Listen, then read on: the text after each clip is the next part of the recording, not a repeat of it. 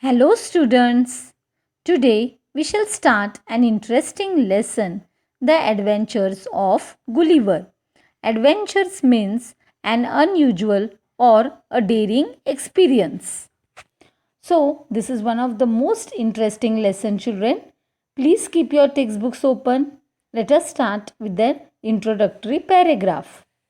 Gulliver's Travel is an interesting book written by a well known English writer, Jonathan Swift, in which he describes the voyages. Voyages means a long journey to another land by sea of Gulliver to various lands like Lilliput and Brobdingnag.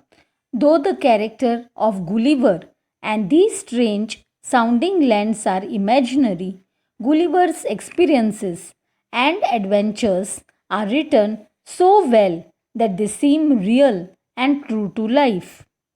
Now, let us see the next paragraph.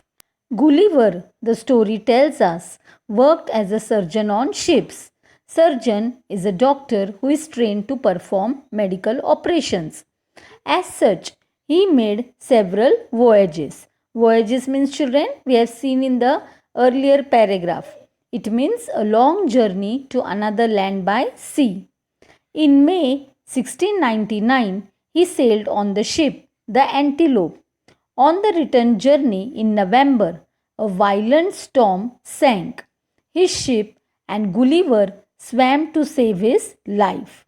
Later in the evening, he found himself marooned. Marooned means to be left on a strange land. Weak and exhausted. Exhausted means tired. He slept for about 9 hours. It was daylight when he awoke. Let us read what happened next in his own words. So, children, in this paragraph, we come to know that Gulliver worked as a surgeon on ships. He made long journeys to another land by sea. Once he was sailing on the ship, the Antelope, but while returning, a violent storm blew. And what happened to his ship? His ship sank, but Gulliver swam and was able to save his life. But he was very tired. He found himself left on a strange land and he slept for almost 9 hours. It was daytime when he woke up again. Now let us see what happens when he wakes up. Gulliver meets the Lilliputians. Now, who are Lilliputians, children? Lilliputian is a person who is very small. I tried to get up from the ground, but I could not move. I was lying on my back. Then I found that my arms and feet were held down to the ground with string. String means a long rope. My hair, which was long, was held down in the same way. Thousands of strings had been passed across my body so that I could not move any part of me, but could only lie there on my back looking up at the sky. So, children, when Gulliver woke up, what did he do? He tried to get up from the ground, but he found that his arms and feet were tied with strings. Not only his hands and feet, but even his hair was tied up. He was tied in such a way that literally he was unable to move. He just lied down on his back, simply looking up at the sky. Now, let us proceed with the next paragraph. In a little time, I felt something alive moving on my foot. Then it came over my body and up to my face. Turning my eyes down as much as I could, I saw a man. He was not half a foot high. By his dress, he seemed to be a soldier. Then there came 40 more following the first.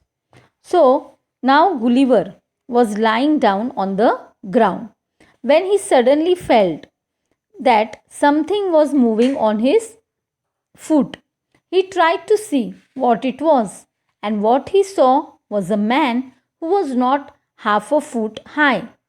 Now, this man was a soldier, and along with him there were 40 others. Now let us proceed to the next paragraph. I was so much surprised that I gave a great cry. Then they all ran back in great fear, and as I was told later, some of them were hurt in jumping down from my side onto the ground. So, children, now what happens? Seeing so many soldiers on his body, Gulliver was surprised and he cried out loudly. Hearing him, all the 40 people got so scared, they were so afraid that they ran away. Some of them even got hurt while jumping down onto the ground. Now, let us see how Gulliver tries to free himself. Attempts means tries. Gulliver attempts to pull free. After pulling very hard, I got one arm up from the ground. I also raised my head. This gave me great pain, for many of the hairs were pulled out. I put out my hand to catch some of the little men, but they ran away before I could close my hand on them. Then I heard a noise and felt a pricking in my hand like that of 1,000 needles. I found that they were shooting arrows at me. I was afraid for my eyes. I put my hand over my face. After this, I thought that the wisest thing to do was to lie quiet till night. I thought that then, my hand being free, I could quickly set free the rest of my body. So, here, children, what happened? Slowly, Gulliver tried to free his arm and head, but it caused him a severe pain. He even tried to catch some of the men, but they all ran away. After some time, he saw that the soldiers were shooting arrows at him. Seeing the arrows, Gulliver was so scared he felt that it may hurt his eyes. So, what he did is that he covered his face with his hand and he decided to simply lie down quietly. He thought that once his hand would be free, he could also free his body. Now, let us see what happens next. Soon a platform was raised and an important looking man gave a long speech. From his gestures means movement of the parts of the body to express an idea or a meaning. I guessed that he was trying to tell me that they would not harm me if I did as they told. I too replied with gestures that I would remain quiet. I also told them that I was hungry. So, a big stage was arranged, and a very important person, that is, an important looking man, stood there to deliver a speech. The man told Gulliver through some actions that they would not hurt him if he would remain quiet. He told the man that he means Gulliver. He told the man that he was very hungry. Now let us see Gulliver's meal. Gulliver eats a giant meal. At once 100 men climbed up onto my body and marched up to my mouth carrying food. The bread was as small as bullets, so I ate 2 or 3 loaves at a time, and cries of surprise rose from the Lilliputians that I should eat so quickly and so much. The Lilliputians were no longer afraid of me. They danced upon my body and ran to and fro. To and fro means here and there. I could have caught at least 40 of them with my hands and thrown them down, but I remembered my promise to remain quiet. Indeed, I was surprised at their bravery, for I must have seemed the greatest giant in the world. So, children, now what happened? Gulliver was hungry, and the men they climbed on his body. And why did they climb? They climbed carrying food along with them. So, according to Gulliver, the bread was very small. It was just small like a bullet. He ate at least 2 or 3 loaves at a time. The Lilliputians, that it is the tiny soldiers, were amazed. That means they were surprised to see this. Now they were not afraid of Gulliver. They danced upon his body. Gulliver would have thrown them all down, but just then he remembered his promise to remain quiet. In fact, Gulliver was surprised to see their bravery. Moving ahead to the next paragraph. Later, I was taken to the city where the king lived. A great cart was made by joining many carts. 900 men worked for 3 hours to put me on a cart which was drawn by 1500 of the king's finest horses. The city was just half a mile away, but the journey took almost a full day. Now Gulliver was taken to the city. And who was living in the city, children? A king was living in the city. Now Gulliver was a very huge person. So a great cart was needed to carry him. 900 men were needed to put him on the cart, and almost 1500 horses were needed to draw the cart. The city was not very far, but it took almost a full day to reach the city. Why did it take a full day? Because they were carrying such a huge person. So, it was very difficult for the people to carry him. And so, it took almost a full day for them to reach the city. Now, let us see Gulliver's new home. The king came out to meet me. He came near and looked at me, but it was not thought safe for him to climb up on me. At the place where the cart stopped, there was an old church. It was the largest building in the whole country.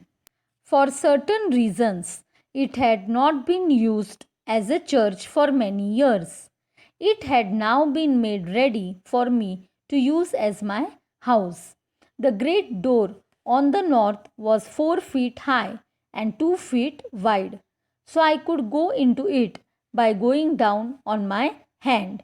One of my feet was set in a great ring on the end of many strong strings, so that I could not get away, but could only walk some distance outside my door. The country outside looked like a garden. So, children, when Gulliver reached the city, the king came out to meet him. The cart stopped near an old church. It was the largest building in the whole country. Since many years, the church was not used at all, but now it was decided to use as Gulliver's house.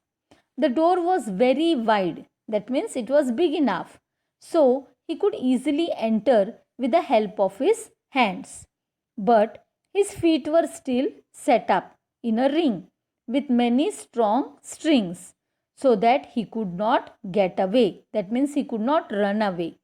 He could walk only some distance. The country seemed to be a big garden for Gulliver. Now let us proceed to the next paragraph. After some days, the king and his people were convinced that I would not harm them.